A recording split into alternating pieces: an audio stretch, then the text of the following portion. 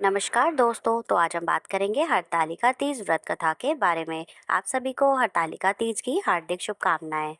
आज भाद्रपद मास के शुक्ल पक्ष की तृतीया तिथि है और आज दिन रविवार है। आज भगवान शिव और माता पार्वती के अमर प्रेम का प्रतीक हरतालिका तीज व्रत है। माता पार्वती ने भगवान शिव जी को पति के रूप में प्राप्त करने के लिए हरतालिका तीज का व्रत किया था। यह व्रत अखंड सौभाग्य को देने वाला माना गया है। महिलाएं आज के दिन अपने पति की लंबी आयु के लिए निर्जला व्रत रखती हैं और कुंवारी कन्याएं भी मनपसंद व्रत की प्राप्ति के लिए यह व्रत रखती हैं। तो आज मैं आपको सुना रही हूँ हरतालिका तीज व्रत की बड़ी दुर्लभ कथा। इस कथा को पूरा सुनने से हमारी समस्त मनोकामनाएं पूर्ण हो जाती हैं। तो आप लोग बड़ी ही श्रद्धा और प्रसन्नचित्त मन से इस कथा को पूरा अवश्य सुने। सुनिए। सूत जी ने कहा, हे शौनक आदि महर्षि गण मदार के फूलों से सजे हुए केशवा दिव्य वस्त्रों से विभूषित पार्वती जी को तथा मुंडमाला में सुशोभित शिव जी को जो दिगंबर रहते हैं, ऐसे शिव जी को मैं बार बार प्रणाम करता हूँ। कैलाश पर्वत के रम्य शिखर पर विराजमान शिव जी से पार्वती जी ने पूछा, हे महेश्वर, आप आज मुझे कोई गुप्त से गुप्त रहस्य की बात बताने की कृपा करें। वह ऐसी बात हो जो सभी धर्मों का सार, अल्प परीक्षा से ही करने योग्य तथा अत्यंत फलदायी कथा हो, जिसमें समावेश हो। यदि आप मुझ पर प्रसन्न हैं तो उसे बताने की कृपा करें। हे प्रभु, मैंने पूर्व जन्म में ऐसा कौन सा तप, दान या व्रत किया था जिसके फलस्वरूप आप जैसे त्रिलोक के अधीश्वर, अनादि और अनंत रूप वाले पति मुझे प्राप्त हुए। तब शिव जी ने कहा, हे देवी, अब मैं तुमसे सर्वोत्तम व्रत का कथन करता हूँ। क्योंकि तुम मेरी प्रेयसी हो, इसलिए मैं तुमसे इस गुप्त व्रत को बताता हूँ। जिस प्रकार तारों में चंद्रमा, ग्रहों में सूर्य, चारों वर्णों ब्राह्मण, क्षत्रिय, वैश्य, शूद्र में ब्राह्मण, देवों में विष्णु, नदियों में गंगा, पुराणों में महाभारत, वेदों में सामवेद और इंद्रियों में मन श्रेष्ठ है, उसी प्रकार पुराणों एवं वेदों का सर्वस्व उसी प्राचीन व्रत का मैं तुमसे कथन करता हूँ। तुम उसे स्थिर चित्त से सुनो। पूर्व काल में जिस व्रत को तुमने किया था, उसी के प्रभाव से तुमने मेरी पत्नी का स्थान प्राप्त किया है। प्रेयसी होने के कारण ही मैं तुमसे इस व्रत को प्रकट करता हूँ। भाद्रपद मास के शुक्ल पक्ष हस्त नक्षत्र से युक्त तृतीय तिथि के दिन इस व्रत का अनुष्ठान करने से त्रिविधा, दैहिक, वैदिक, भौतिक एवं समस्त पाप से स्त्रियां मुक्त हो जाती हैं। हे देवी, पूर्व काल में इस महाव्रत को तुमने हिमालय पर्वत पर किया था। उन सभी पूर्व वृतांत का मैं तुमसे वर्णन करूंगा। तब पार्वती जी ने कहा, हे नाथ, मैंने इस उत्तम व्रत को किस प्रकार किया था, उन सभी वृतांत को मैं आपके मुख कमल से श्रवण करना चाहती हूँ। तब शिव जी बोले, पर्वतों में श्रेष्ठ हिमालय नामक एक पर्वत है जो अनेक प्रकार की भूमि तथा विविध वृक्षों से पर्वत है।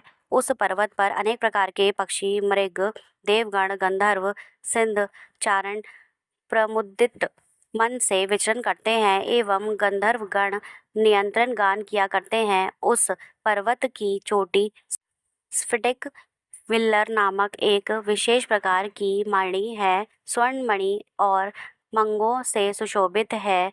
यह पर्वत आकाश के समान ऊंचा है और चोटियां सदैव बर्फ से ढकी रहती हैं तथा गंगा का निरंतर निदान होता रहता है। हे पार्वती, तुमने अपने बालावस्था में जिस प्रकार की कठोर तपस्या की थी, मैं उसका वर्णन करता हूँ। भगवान शिव कहते हैं, हे देवी, तुमने 12 वर्ष तक नीचे को मुख और ऊपर को पैर करके तपस्या की थी। तुमने माघ के महीने में कंठ तक जल में निवास कर, बैशाख मास के प्रखर धूप में पंचांग सेवन कर, श्रवण मास में घर से बाहर वर्षों में भीग कर मेरी तपस्या निराहार रख कर की थी। तुम्हारे इस उग्र तप को देखकर तुम्हारे पिता युवा बहुत ही दुखित एवं चिंतित हुए। वे तुम्हारे विवाह के विषय में चिंतातर हो गए कि ऐसे तपस्विनी कन्या के लिए वर कहाँ से उपलब्ध हो सकेगा। ऐसे ही समय में ब्रह्मपुत्र नारद जी आकाश मार्ग से तुम्हारे पिता के पास आए। तुम्हारे पिता ने उन मुनि श्रेष्ठ की आसन आदि देखकर पूजा की। युवा ने कहा, हे मुनिवर, आप अपने आने का कारण बताइए, क्योंकि परम सौभाग्य से ही आप जैसे महानुभवों का आगमन होता है। उत्तर में नारद मुनि ने कहा, हे पर्वतराज, आप में आने का जानना चाहते हैं तो सुनिए। मुझे भगवान विष्णु ने आपके पास संदेशवाहक के रूप में भेजा है और कहा है कि अपनी इस कन्या रतन को किसी योग्य पुरुष के ही हाथ में अर्पित करें। संपूर्ण देवों में वासुदेव से बढ़कर अन्य कोई देव नहीं है, इसलिए मेरी भी यही राय है कि आप अपनी कन्या भगवान विष्णु को सौंपकर जगत में यशस्वी बने। नारद जी की बात सुनकर हिमालय ने कहा, यदि भगवान विष्णु ने इस कन्या को ग्रहण करने की स्वयं इच्छा की है तो मुझे कोई आपत्ति नहीं है, क्योंकि आपकी सम्मति है। इसलिए अब आज से इस संबंध को निश्चय ही समझिए। हिवा द्वारा इस प्रकार का नीचा उत्तर पाकर नारद जी उस स्थान से अंतर्ध्यान होकर शंख चक्र गदा एवं पद्म भगवान विष्णु जी के पास उपस्थित हुए। उन्होंने हाथ जोड़कर प्रणाम करते हुए वे भगवान विष्णु से कहा, हे देव, मैंने आपका विवाह संबंध पर्वतराज हिवा की पुत्री से निश्चित कर दिया है। उत्तर हिवा ने प्रसन्न होकर तुमसे कहा है कि हे पुत्री, मैंने तुम्हारा विवाह भगवान विष्णु के साथ निश्चित कर दिया है। पिता द्वारा विपरीत अर्थ वाक्य सुनकर तुम अपनी सखी के घर चली गई और वहीं भूमि पर लेटकर अत्यंत विलाप करने लगी। तुम्हें रुदान करता देखकर तुम्हारी सहेली ने तुमसे पूछा कि हे देवी, तुम अपने आपने का कारण मुझे बताओ, हम सभी निसंदेह आपका कार्य पूरा करेंगे। सखियों द्वारा आश्वासन पाकर तुमने उत्तर दिया कि हे सखी, आप सभी सुनिए, मेरी इच्छा महादेव जी के साथ विवाह करने की है, परंतु मेरे पिता ने मेरी इच्छा के विरुद्ध कार्य किया है, अर्थात उन्होंने श्री हरि विष्णु जी के साथ मेरा विवाह करने का नारद जी को वचन दे दिया है। इसलिए सखियों, अब मैं अपने शरीर का निश्चय रूप से परित्याग करूंगी। तब तुम्हारी बात सुनकर तुम्हारी सखियों ने कहा, तुम घबराओ नहीं, हम और तुम दोनों ही किसी ऐसे घंघोर वन में निकल जाएंगे जहाँ पर तुम्हारे पिता ना पहुँच सके। इस प्रकार की गुप्त मंत्रणा करके तुम अपनी सखियों के साथ निर्जन वन में पलायन कर गई। कुछ समय पश्चात तुम्हारे पिता के पास पड़ोस के प्रत्येक घरों में तुम्हारी खोज की, किंतु तुम्हारा कहीं भी पता ना लगा। परंतु तुम्हारे पिता ने तुम्हें ना पाकर मन में संदेह किया कि कहीं किसी देव, दानव, किन्नर आदि ने तुम मेरी पुत्री का अपहरण तो नहीं कर लिया है। वे इस सोच में भी डूब गए कि अब मैं नारद जी को क्या जवाब दूंगा, क्योंकि मैंने उनसे विष्णु जी के लिए पुत्री के विवाह का वचन दे दिया था। अब मैं अपहास का पात्र बनूंगा। ऐसा सोचते सोचते वे घबराकर मूर्छित हो गए। वे मूर्छा अवस्था से जब बाहर आए तो सभी लोग उनके समीप एकत्रित होकर उनसे पूछने लगे कि हे पर्वतराज, आप अपनी मूर्छित अवस्था का कारण मुझे बताएं। कुछ स्वस्थ होने के बाद हिमालय ने उन लोगों से कहा कि मेरी कन्या का किसी ने अपहरण कर लिया है, अथवा हो सकता है किसी विषधर सर्प ने डस लिया हो, अर्थात हो सकता है किसी सिंह, व्याघ्र आदि हिंसक पशु ने भक्षण कर लिया हो। यही मेरे दुख का कारण है। ना जाने मेरी पुत्री कब चली गई, अब मैं क्या करूं? ऐसा कहते हुए हिमालय इस प्रकार कांपने लगे जैसे कि प्रचंड आंधी में वृक्ष हिलने लगते हैं। तब तुम्हारे पिता तुम्हारी खोज में भयंकर जंगल के भीतर अग्रसर हुए। इधर तुम तो पहले से ही अपनी सखियों के साथ उस भीषण वन में जा चुकी थी। उस स्थान पर एक नदी प्रवाहित हो रही थी, वहां एक गुफा भी थी। तुमने उसी गुफा में जाकर आश्रय लिया और निहार रहकर मेरी बालों की मूर्ति बनाई, जो शिव पार्वती सहित थी, और इस मूर्ति की तुमने स्थापना की। जब भाद्रपद मास के शुक्ल पक्ष की तृतीया हस्त नक्षत्र से युक्त आई, तब तुमने उस दिन रात्रि में जागरण कर गीत वाद आदि के साथ मेरी भक्ति पूर्वक पूजन किया। हे प्रिय, तुम्हारे द्वारा की गई उस कठिन तपस्या एवं व्रत के प्रभाव से मेरा सिंहासन चलामयमान हो उठा, और जहाँ तुम सखियों के साथ थी उस स्थान पर मैं जा पहुँचा। मैंने तुमसे कहा कि हे रानी, मैं तुमसे अत्यंत प्रसन्न हूँ, तुम मुझसे अपनी इच्छा व प्राप्त कर लो। तब उत्तर में तुमने कहा कि हे देव, यदि आप मुझसे प्रसन्न हैं तो आप मुझे पति रूप में प्राप्त हो। मैं तथास्तु ऐसे ही हो कहकर पुनः अपने कैलाश पर्वत पर आ गया। मेरे चले जाने के बाद तुमने प्रातःकाल नदी में स्नान कर मेरी स्थापित मूर्ति का विसर्जन किया। इतना करने के बाद तुमने अपने सखियों के साथ व्रत का पारण किया। उसी समय तुम्हारे पिता हिमालय भी तुम्हें खोजते हुए उसी जंगल में आ पहुंचे, किंतु वन की गहनता के कारण चारों ओर ढूंढने पर भी तुम्हारा कुछ अता पता ना लगा। अब वो निराश होकर भूमि पर गिर पड़े। पुनः उठने के बाद हिमालय ने 2 कन्याओं को सुप्त अवस्था में देखा। उन्होंने निकट आकर तुम गोद में उठा लिया और रुदन करने लगे। रोते-रोते ही उन्होंने तुमसे पूछा कि तुम इस घंघोर जंगल में किस प्रकार आ पहुँची? पिता की बात सुनकर तुमने उनसे कहा कि हे तात, मैं अपना विवाह शिवजी के साथ करना चाहती हूँ, परंतु मेरी इच्छा के प्रतिकूल आपने विष्णु भगवान से मेरी विवाह संबंधित स्थिर कर दिया था। इसी कारण रुष्ट होकर मैं अपनी सखियों के साथ घर का परित्याग कर इस भीषण जंगल में चली गई थी। हे तात, यदि आप मुझे घर ले जाना चाहते हैं, तो मुझे महादेव जी से विवाह करने की इच्छा दीजिए। मेरा ऐसा ही दृढ़ निश्चय है। तुम्हारे इस दृढ़ संकल्प को जानकर तुम्हारे पिता ने ठीक है कहा और वे तुम्हें अपने साथ घर वापस ले आए। घर पहुंचने पर मेरे साथ तुम्हारा पानी ग्रहण हुआ। उसी व्रत के प्रभाव से तुमने अचल सौभाग्य प्राप्त किया। मैंने आज तक इस व्रत का कथन किसी से नहीं किया है। हे देवी, तुम अपनी सखियों के साथ अपना हरण की गई, इसलिए इस व्रत का नाम हरतालिका पड़ा। इसके बाद पार्वती जी ने कहा, हे प्रभु, आपने इस व्रत के नाम का तो निरूपण कर लिया, अब इसके विधान तथा महत्व का वर्णन भी कीजिए। इस व्रत को करने से क्या फल प्राप्त होता है तथा इस व्रत को पहले किसने किया था, यह भी बतलाने की कृपा करें। तब शिवजी ने कहा, हे देवी, अब मैं तुमसे इस व्रत का विधान बताता हूँ। सौभाग्य की कामना करने वाली सभी नारियों के लिए यह व्रत करने योग्य है, क्योंकि यह व्रत स्त्रियों का सौभाग्यदायक है। सर्वप्रथम केले के खंभे से एक मंडप का निर्माण करें।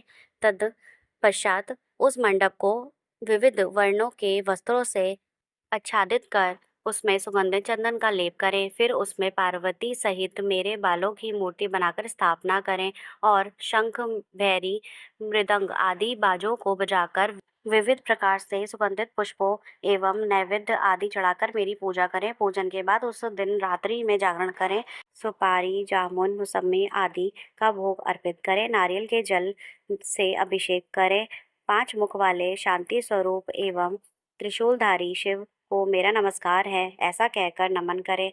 नंदी, भृंगी, महाकाल आदि गणों से युक्त शिव को मेरा नमस्कार है तथा सृष्टि स्वरूपिणी प्रकृति रूप शिव की कांता पार्वती को मेरा नमस्कार है। हे सर्व मंगल प्रदायिनी जगम शिव रूप कल्याणदाय के शिव रूपे शिवे शिव स्वरूपा तेरे तथा शिवा के निमित्त एवं ब्रह्मचारिणी स्वरूप जगत दायित्री के लिए मेरा बारंबार प्रणाम है।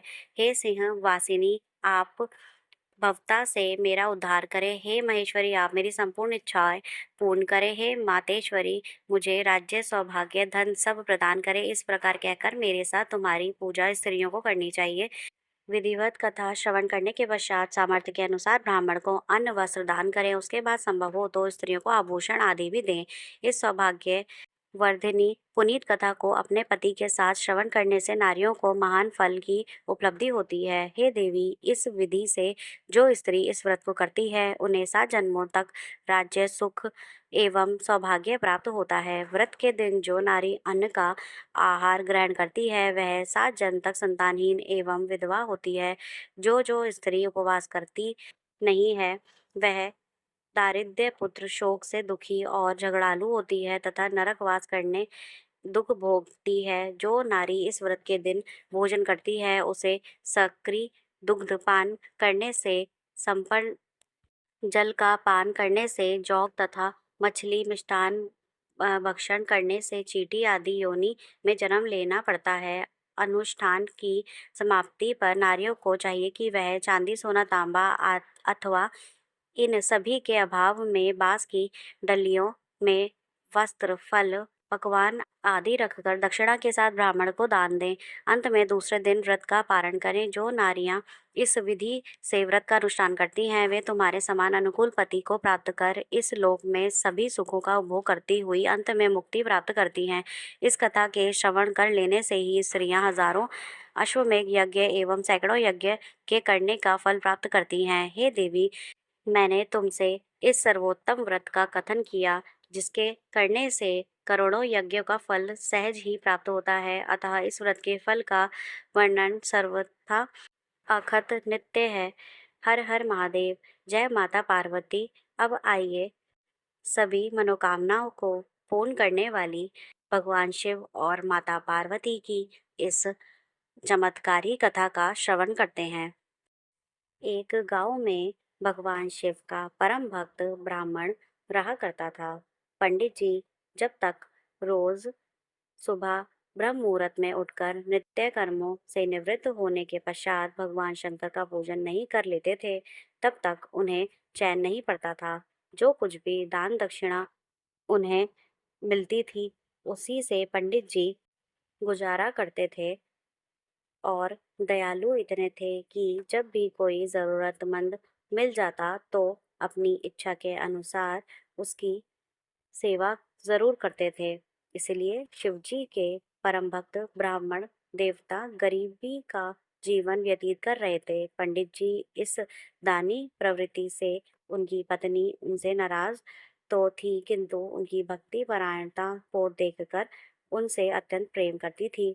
इसलिए वह कभी भी उनका अपमान नहीं करती थी। साथ ही अपनी ज़रूरत का धन वह आस पड़ोस में मजदूरी करके जुटा लेती थी। एक समय ऐसा आया जब मंदिर में दान दक्षिणा कम होने लगी, जिससे पंडित जी को आर्थिक तंगी का सामना करना पड़ा। घर की मूल आवश्यकताओं की पूर्ति न होने के कारण ब्राह्मणी दुखी रहने लगी। इसी तरह दिन बीतने लगे। तब एक दिन महाशिवरात्रि का दिन आया। उस दिन भी पंडित जी हमेशा की तरह ब्रह्म मुहूर्त में उठकर नित्य कर्मों से निवृत्त होने के लिए वह नदी की ओर चल दिए। संयोग से उस समय उस रास्ते से पार्वती जी और भगवान शिव जी गुजर रहे थे। अचानक से पार्वती जी की नजर उस ब्राह्मण पर पड़ गई। आज पंडित जी महाशिवरात्रि को लेकर इतने उत्साहित नहीं थे जितने कि अक्सर वह दिखते थे।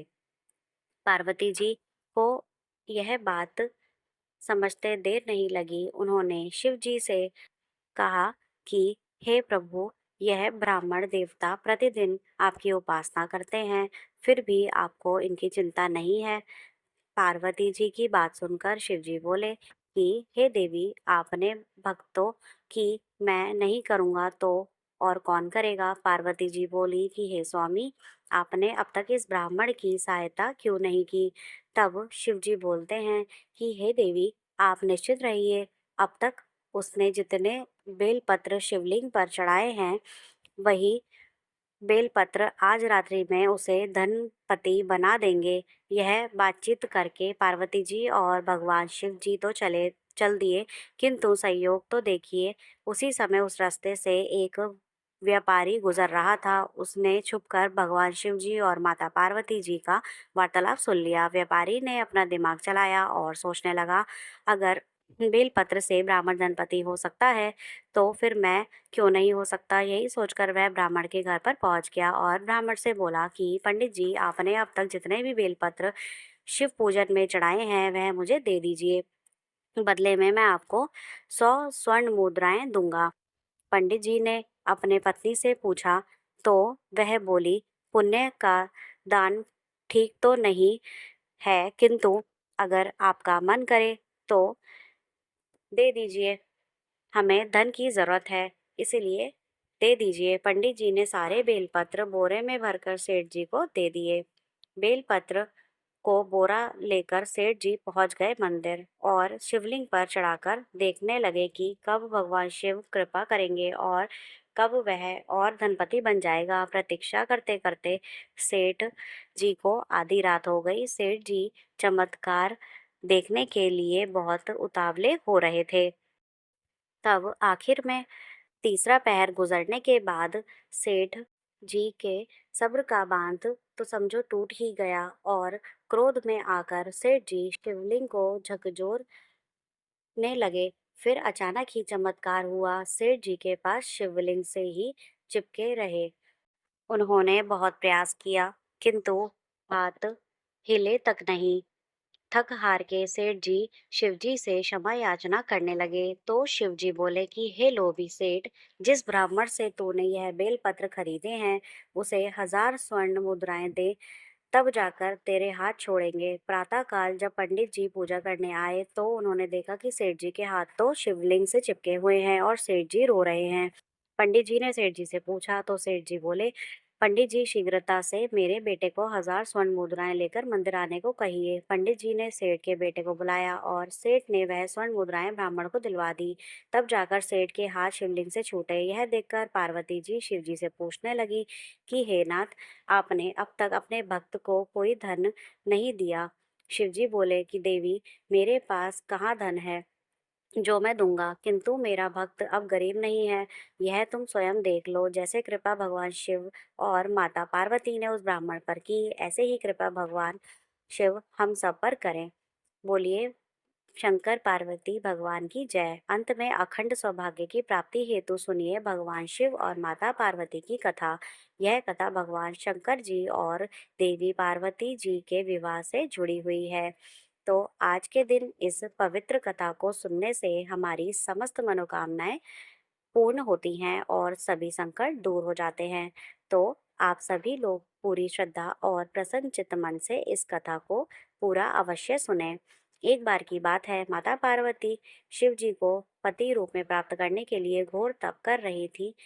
उनके तप को देखकर देवताओं ने शिवजी से देवी की मनोकामना को पूर्ण करने की प्रार्थना की। शिवजी ने पार्वती जी की परीक्षा लेने के लिए सप्त ऋषियों को भेजा। सप्त ऋषियों ने शिवजी के सैकड़ों अवगुण गिनाए पर पार्वती जी को महादेव के अलावा किसी और से विवाह मंजूर नहीं था।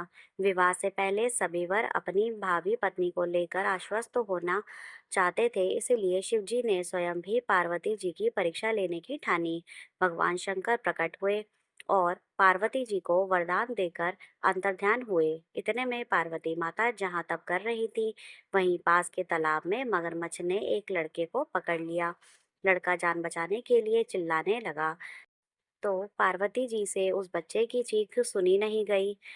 द्रवित हृदय होकर वह तालाब पर पहुंची। देखती है कि मगरमच्छ लड़के को तालाब के अंदर खींच कर ले जा रहा है। लड़के ने देवी को देखकर कहा, मेरी ना तो माँ है, ना बाप, ना कोई मित्र। माता, आप ही मेरी रक्षा करें। पार्वती जी ने कहा, मगरमच्छ, इस लड़के को छोड़ दो। मगरमच्छ बोला, दिन के छठे पहर में जो भी मुझे मिलता है उसे अपना आहार समझकर स्वीकार करना मेरा नित्य नियम है। महादेव ने दिन के छठे पहर इस लड़के को भेजा है, मैं इसे क्यों छोड़ूं? पार्वती जी ने विनती की, तुम इसे छोड़ दो, बदले में तुम्हें जो चाहिए वह मुझसे कहो। मगरमच्छ बोला, एक ही शर्त पर मैं इसे छोड़ूंगा। अपने तप करके महादेव जी से जो वरदान प्राप्त किया है, यदि उस तप का फल मुझे दे दो तो मैं इसे छोड़ दूंगा। पार्वती जी तुरंत तैयार हो गई। उन्होंने कहा कि मैं अपने तप का फल तुम्हें देने को तैयार हूँ, लेकिन तुम इस बालक को छोड़ दो। मगरमच्छ ने समझाया, सोच लो देवी, जोश में आकर संकल्प मत करो। हजारों वर्षों तक आपने जैसा तप किया है वे वैसा देव के लिए भी संभव नहीं है। उसका सारा फल इस बालक के प्राणों के बदले चला जाएगा। पार्वती जी ने कहा, मेरा निश्चय पक्का है, मैं तुम्हें अपने तप का फल देती हूँ, तुम इनको जीवन दे दो। मगरमच्छ ने पार्वती जी से तप दान करने का संकल्प करवाया। तप का दान करते हुए ही मगरमच्छ का शरीर तेज चमकने लगा। मगरमच्छ बोला कि हे पार्वती, देखो, तब के प्रभाव से मैं तपस्वी बन गया हूँ। तुमने जीवन भर की पूंजी एक बच्चे के लिए व्यर्थ कर दी। चाहो तो अपनी भूल सुधारने का एक मौका और दे सकता हूँ तुम्हें। पार्वती जी ने कहा, मगरमच्छ, तब तो मैं पुनः कर सकती हूँ, किंतु यदि तुम इस लड़के को निगल जाते तो इसका जीवन वापस नहीं मिल सकता था। देखते ही देखते वह लड़का अदृश्य हो गया। मगरमच्छ भी लुप्त हो गया। पार्वती जी ने मन ही मन विचार किया कि मैंने तप तो दान कर दिया है, अब पुनः तप आरंभ करूंगी। पार्वती जी ने फिर से तप करने का संकल्प किया। भगवान सदाशिव फिर से प्रकट होकर बोले, पार्वती, भला अब क्यों तप कर रही हो? पार्वती जी ने कहा, प्रभु, मैंने अपने तप का फल दान कर दिया है, इसलिए आपको पति रूप में पाने के संकल्प के लिए मैं फिर से वैसे ही घोर तप करके आपको प्रसन्न करूंगी। महादेव जी बोले, मैं और वह लड़का दोनों रूप में मैं ही था। तुम्हारा चित्त प्राणी मात्र में अपने सुख दुख का अनुभव करता है या नहीं, इसकी परीक्षा लेने के लिए मैंने यह लीला रची थी। अनेक रूपों में देखने वाला मैं एक ही हूँ। मैं अनेक शरीरों से अलग निर्विकार हूँ। तुमने अपना तप मुझे ही दिया है, इसलिए तुम्हें अब और तप करने की कोई ज़रूरत नहीं है। देवी पार्वती ने महादेव को प्रणाम कर प्रसन्न मन से विदा किया। बोलिए शंकर पार्वती भगवान की जय। अगर वीडियो पसंद आई हो तो हमारे चैनल को सब्सक्राइब ज़रूर करें। वीडियो देखने के लिए आपका बहुत बहुत धन्यवाद।